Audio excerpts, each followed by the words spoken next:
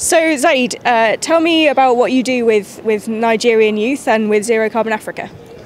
Thank you, Ellie. Actually, I've been working with young people for the past 4 years back home in Nigeria.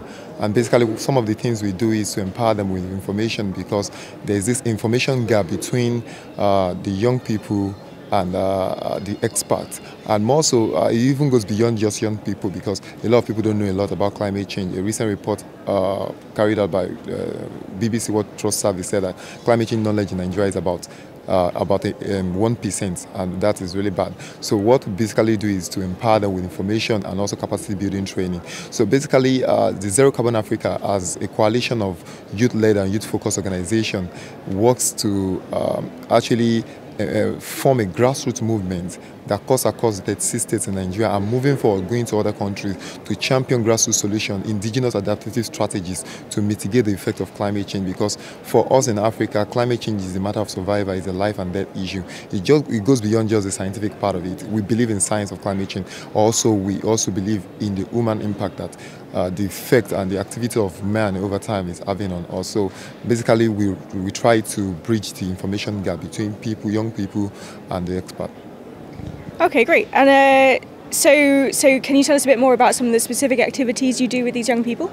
Yeah, recently we have been doing a lot of workshops, outreaches, but we feel strongly that a lot of them still don't understand what climate change is all about. So we decided to use arts to actually communicate what climate change is, because we strongly believe that art is a good medium to pass any message, because everyone enjoys any one form of art or the other.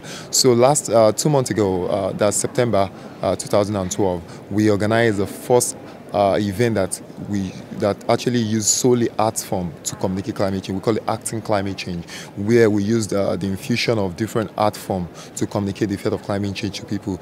We use poetry, emotion, theoretical display, drama, dance, music, and all that other infusion of art to actually communicate this to young people that yes, climate change is real, climate change is affecting them. And also during the program, we also did a grassroots documentary that we have been doing for quite some time. We showcase it at the event where we clearly show that young people has the capacity to actually act as climate change champion, despite the fact that they don't know much. But if they are given the right tools and resources, they can actually live up to these challenges and do more. And what about here in Doha? Yeah, in Doha, basically what we are trying to do is to pass information of what is happening right now back home, and also to increase the quality of African youth representation at the UN negotiation. So one of the things we have done so far is to report back to our people back home of what our negotiators are doing, what are the things we feel they should do, and how the negotiation is shaping up. We are not happy with the current situation of things because Nigeria have not been really active. Most of the meetings we have been to, we hardly find Nigerian negotiators, and the few that we find there, most of them don't even know what is happening. You will be surprised that like the government came with over 50 delegates.